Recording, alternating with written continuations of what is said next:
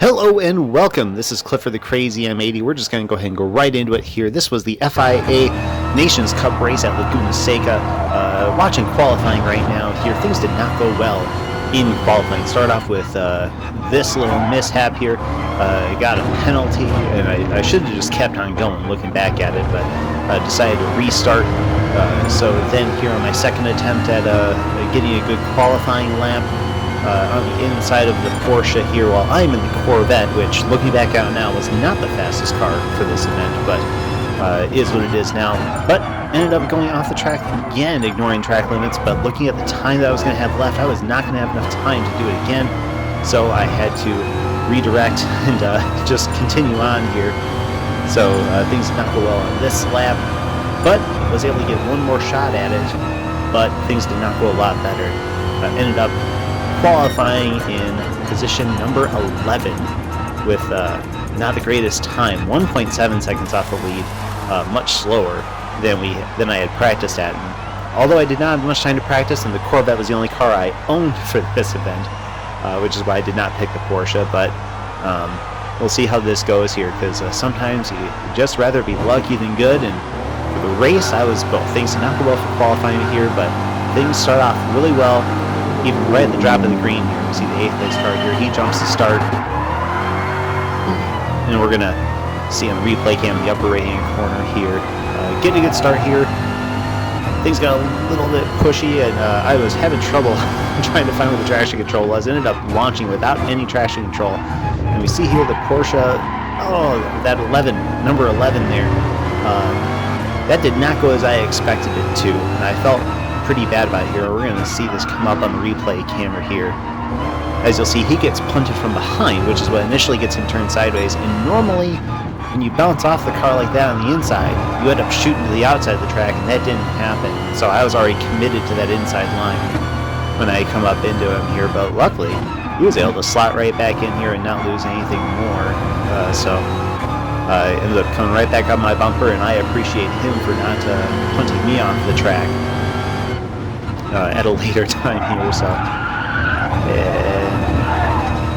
and ended up here as we watch the racing here, as I tried to take over that 5th place here, and then I ended up try to take over 4th place, ended up losing 5th as well as we slot back into 6th place here. Get a little loose on the end of lap 1.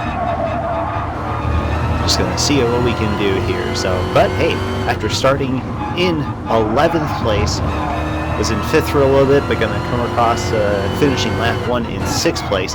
That is not a bad first lap. And then we see just the 8th place car there make a dive bomb there right at the very end. Just saw him coming up on the radar, so I was able to counter steer right at the right moment and not let it hurt me too bad as we were going down the straightaway. But still lose a lot of time on 5th place, so we jump ahead a little further to lap 2 as coming up the hill here. One guy way up front ends up drawing a penalty, and we see some pretty good battle between the Porsches up front here. And so I realize now that I am the top Corvette in the race, which, realizing at the moment how much slower the Corvette was than the Porsche, would have been just fine, but it was a long race, and things change here as we go down the line. End up getting a good braking zone into there and able to catch up to these guys in the draft as we come onto the front straightaway here. Kicker Mama, or Kicky MMA, I don't know how you pronounce that, the Canadian there, goes on the defensive line on the inside, which was a good move for him. Just leaving me out to dry there on the outside. The slot back into 6th place, not able to make that move stick on the outside. But it'll clip this right-hander well. We'll see if we can't just get a good run here as I let off just a little bit earlier here to make sure that we don't lose the nose and slide off the track on the outside. We'll just keep to the inside and do a textbook overtake as we go into this corner. Keep to the inside to keep him from doing the over-under, and able to keep up the momentum as we go under the VP Racing Bridge. Jump ahead a little further here and we'll see And I don't know if I maybe just got on the brakes a little earlier, if he misjudged it and got on the brakes a little late, but we'll see him briefly take back over that 5th position here. Good heads-up driving on his part not to get into my back bumper, and we kind of come off that corner just about as good as we would have had we stayed in line. So no harm, no foul. We're going to go ahead and jump ahead again here into 5th place, still trying to catch up to that battle for 3rd up there.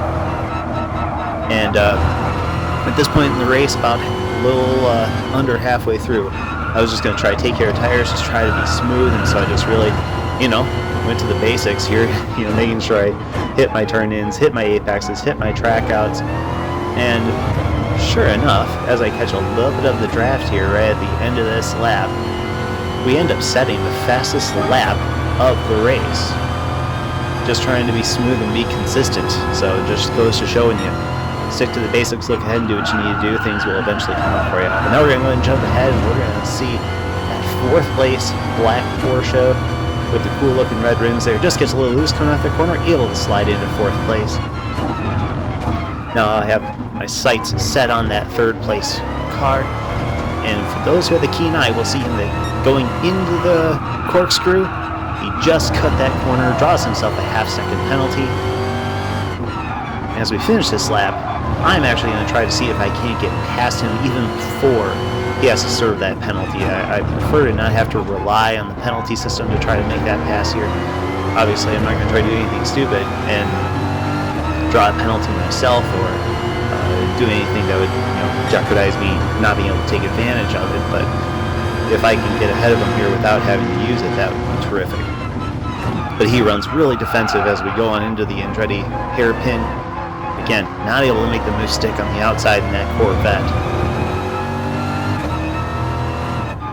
He's going to have to serve that a penalty here in a couple of corners. So just try to keep this clean. He drops a couple of tires off here. I back off again a little early, drag the brake just not to lose the nose as we come off the corner here. And I'd even like to think that I had a good enough run on him. I could have done the same maneuver as I did earlier in the race. But we'll never know. But now, sights set on 2nd place. We can see here the margin just go down ever so slightly lap by lap. Starts at 3.1 seconds as we complete lap 8. And as we go ahead and complete lap number 9, down to 2.9 seconds. As we go on to lap number 10, we're coming up now on lap number 11, just clicking them off. Got the same amount of gap there. We got a good run, and it goes down a little bit further here. Now we're going to go ahead and jump ahead to the finish of lap number 11. And that leader is just kind of checked out. At this point, I'm thinking to myself, I'm going to try to just keep up this pace, take care of my tires. I think I can reel in that 2nd place car and make a run for, 2nd place here on maybe the last lap here. But we're going to go ahead and watch, as I'm definitely in the draft now as we come onto the penultimate lap. 2 laps to go. See if we can't just get to his bumper here and hopefully be able to get a good run on the last lap somewhere. Apply some pressure to the Canadian there as he runs in that Porsche. Going through here, I try to get a good run just like I had the other few times here to see if I can't get a good run off this right-hander and be able to pull to the inside, but just missed the apex, and that means I don't get as good of a run as I typically would have. And try to make that pass into my favorite zone, my favorite passing zone I had during this race. But as we come up the hill underneath the VP Racing Bridge, you'll see across the top of the screen, there's a yellow flag that's up. The only car that's in front of us is the leader, and there he is, just pulling back onto the track. We're going to go ahead and see a replay of that coming up. But this immediately changes the tone of the race. Now what was going to be a close fight for second, now is going to be an epic battle for the win of the race, as he gets a little loose as they come off the corkscrew here. But we're going to go and watch the replay here of that beautiful looking Castrol livery Porsche that just hits the sausage burn on the inside of that turn, just gets a little loose, overcorrects, and goes up into the wall. And now that gives me and Kiki Wow a good battle for the lead. So as we come up here, and then things get worse here for the Castrol Porsche. See, as soon as he goes gets punted from behind and goes off the track, and then even draws some penalties. So unfortunately for him, his day went from bad to worse there in an instant. But we're going to go ahead and go back to the lead here. This is going to be a great race here. Going through here, he misses the apex just a little bit. I pulled the inside, a little bit of contact here, just a little bit of a brush. Keep it to the right on the inside here, use up all the track, and he's able to get a good undercut here. Keep his momentum up. I take the defensive line, try to keep him on the outside. I don't want to give him the inside in this corner. So keep him on the outside there. Now he has to stay behind me as we go up the hill. And again, folks, rather be lucky than good any day, and today I was both. As we go through this corner, we'll see him. Oh, he just gets loose, and he does the same thing that Castrol Porsche did one lap earlier, leaving things well in hand for me, able to just go through the rest of the lap, take it nice and easy.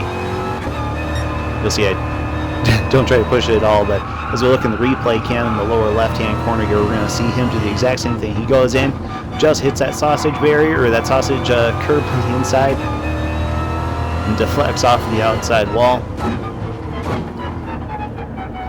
leaving a nice and easy finish, starting 11th. And then just making sure I pick them off one at a time, doing a nice and clean race here as we end up in first place, crossing the line after 15 great laps at Laguna Seca.